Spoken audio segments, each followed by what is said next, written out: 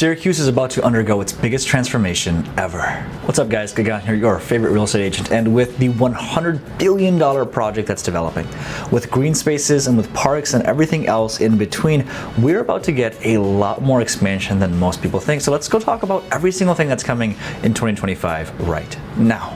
In 2022, Micron committed over $100 billion to build a semiconductor manufacturing chip in Clay, New York, only about a 15-minute drive in proximity to Syracuse. This initiative was set to create over 50,000 jobs and over 9,000 high-paying positions directly with Micron.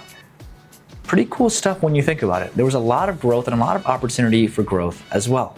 From a construction timeline perspective, the groundbreaking for the megafab complex has been rescheduled to November of 2025 due to the completion of necessary state and federal environmental reviews. Despite the adjustment, the project continues, meaning that the project will most likely happen. From an economic standpoint, again, it's expected to bring over 50,000 jobs and over 9,000 jobs just to Micron alone. Now, what about putting the money where the mouth is? Because that's important. Micron has committed $500 million to the Green Chips Community Investment Fund, focusing on workforce development, education, community assets, and affordable housings in central New York.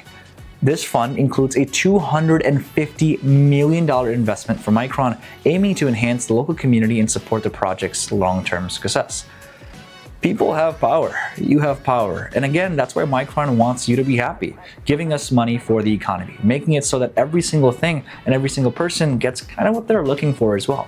That's super duper important. This $500 million shows me that they're committed and want to grow here in Syracuse. From an education standpoint, Micron has committed with Onondaga Community College, or OCC, to develop training programs tailored to semiconductor industry.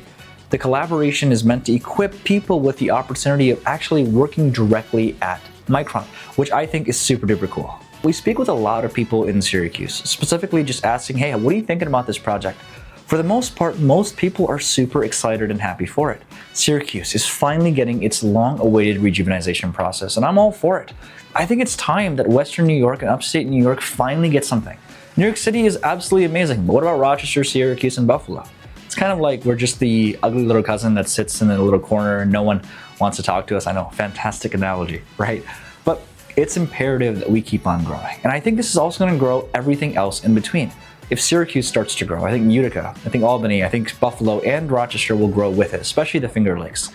So I'm super excited about the Micron project, but there's also more projects to talk about as well. This isn't the only one. Let's get to project number one now. First and foremost is the East Adams neighborhood transformation, a collective effort between Syracuse Housing Authority, the City of Syracuse, and balancers are they're looking to revamp the 15th Ward. This 118-acre area will see the redevelopment of over 1,400 public housing units, the creation of new commercial green spaces, and improved public infrastructure as well. In July of 2024, there was a $50,000 grant from the United States Department of Housing and Urban Development that was actually given. That's important. That's super duper important. Why? Because the money is in the backing. Well, there's a saying something like that, but the money speaks for itself. There is backing that's happening with the financial aspect of it, and a lot of the development, well, they got the money to actually run the development. That's fantastic. The second big project that's happening is the Moyer Carriage Lofts. Completed in 2024, this project introduced 128 mixed-income apartments on Syracuse's north side. This $63 million initiative, in partnership with Housing Vision, involved in acquisition and renovation of 8 buildings addressing contaminated soils, preserving historic structure, and a lot of other things. This development provides quality housing options and, well, speaks really heavily as to where the city is specifically going. From housing renovations to affordable housing and everything else in between, we need to make sure that we have that taken care of. And Syracuse, well, Syracuse has got that, as the kids say, in the bag. Let's chat about Creekside's Landing. Part of Mayor's Resurgence Neighborhood Initiative Plan, Creekside Landing offers 52 units across 23 buildings in the south and southwest neighborhoods, completed or with completion dates in 2025. This $30.8 million project by Housing Vision aims to strengthen Syracuse through high quality, affordable housing, fostering a sense of community and growth. Project number 4, and I'm only going to cover 5 of these. I can do a separate video if you guys want to, but project number 4 is going to be the Inner Harbor Aquarium. This $85 million aquarium, yep, you heard that right, $85 million for an aquarium, is under development at Syracuse's Inner Harbor, with designs completed and foundations work bid underway in March of 2024. This project aims to boost tourism, provide educational opportunities, and serve as a catalyst for further waterfront development, enhancing the city's cultural and recreational offerings. That's what my news articles tell me. From a humane perspective and really what's going on, I like the fact that we have these options for our kids to go. I enjoy that, well, more than anything else, it's not just about the housing that's important, it's also about the fact that we have actual things to do here that most people simply don't. And last, but definitely not least, is the garden expansion. Syracuse Technology Garden, located at 235 Harrison Street, I'll put a map here, is undergoing a $32 million expansion project with completion targeted for the second quarter of 2025. This project aims to support startups and foster innovation, reinforcing Syracuse's position as a hub for technological advancements and entrepreneurship. I'm happy for this. In fact, I'm happy about all of these projects. You're probably like, hey, how come you're not talking about the Micron project? I'm gonna do a separate video on that completely because I think that's super duper vital. But these projects are underway, and I'm glad to see that Syracuse is continuously growing upon them. And I also want to talk about how these projects are going to affect our home prices, because when more and more projects are happening and more people have jobs, more and more people need places to live, driving up demand if less and less people want to sell. So that's important. And our home prices have gone up tremendously. According to Realtor.com and Zillow, our median home price as of October 2024 hovers around $168,000, reflecting a 10% increase compared to last year. Similarly, Zillow reported an average home price of $195,000, up 11% compared to last year.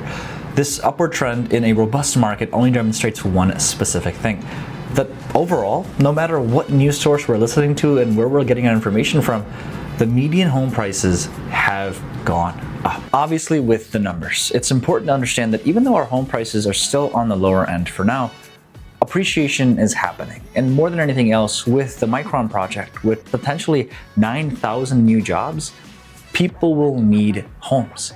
In Monroe County, which is our partner in Rochester, there was only 541 homes. In Liverpool, Split Rock, Thorndale, everything else in between, Syracuse only has around 451. Imagine where those people are going to live. And that's why if you are thinking about making a move, I think you might want to start looking at some options, looking at some neighborhoods and some places, because all of this will happen super fast. And according to the Census Bureau, our median income is $43,584, reflecting not too much of a higher level than Buffalo or Rochester. When you think about job opportunities, Syracuse has a few things, from education to healthcare and environment in between. What's just as crazy is that the median age is 31.9. I know the 0.9, we're like, where do you even get that from? But it reflects a dynamic and a young environment in which, number one, we have opportunities for jobs. Number two, we have affordable real estate. And number three, we'll keep going into these things, but we have options in which people can get specifically what they're looking for, from recreation and enjoyment, and overall just green spaces as well. Things that are continuously being built here in Syracuse. With over 85% of the residents above 25 holding a degree from high school and over 30% holding a degree from college, we also have an educated work field as well. Not to mention Syracuse University, and this isn't just something that some people know here and there.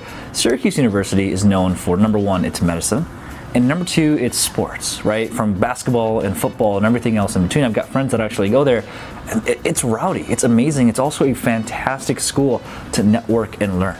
Syracuse University is getting revamped, and there's new things that are continuously being built there because, well, it's an amazing Division I school. And also, when it comes to recreation is important as well. I know we talked about the aquarium, but there's a ton of things here that most people simply don't even know about.